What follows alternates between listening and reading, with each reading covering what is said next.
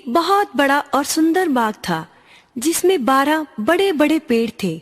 ये बाग एक राक्षस का था जो 7 वर्षों के लिए कहीं बाहर गया हुआ था। एक दिन जब वो वापस आया, उसने देखा कि उसके सुंदर बाग में बच्चे खेल रहे थे। वे ऊंची आवाज में बोला, तुम यहाँ क्या कर रहे हो?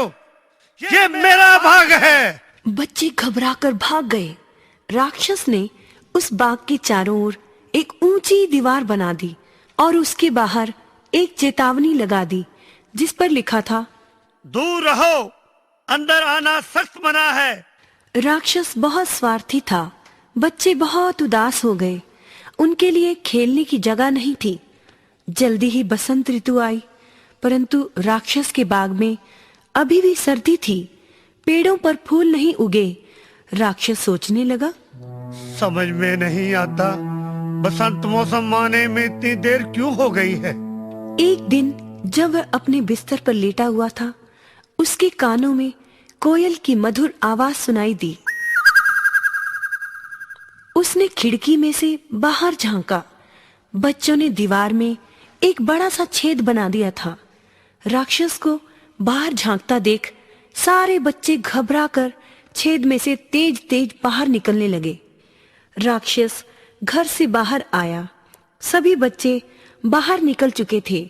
सिर्फ एक छोटा बच्चा जो उस छेद की ऊंचाई तक नहीं पहुंच पा रहा था, बस वही अंदर रह गया था। राक्षस ने उस बच्चे को अपने हाथों में उठा लिया और सोचने लगा, मैं कितना स्वार्थी था। अब मुझे पता चला कि बसंत ऋतु यहाँ क्यों नहीं आई। मैं दीवार को गिरा दूंगा।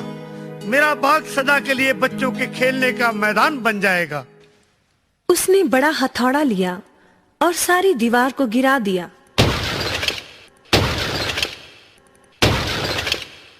लोगों ने देखा राक्षस बच्चों के साथ खेल रहा था।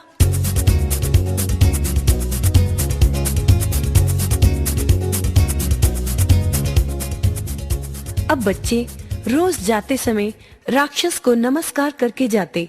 राक्षस ने पूछा, वो छोटा बच्चा कहाँ है? एक बच्चे ने जवाब दिया, वो कहीं चला गया है। बाकी बच्चे रोज शाम को खेलने आते रहे। वर्षों इसी तरह गुजरते गए। वो राक्षस अब बूढ़ा हो गया था।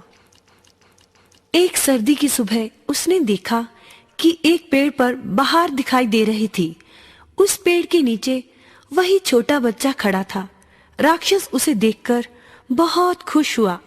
उसने छोटे बच्चे को कहा, मेरे प्यारे बच्चे, तुम वापस आ गए हो। आज मैं बहुत खुश हूँ।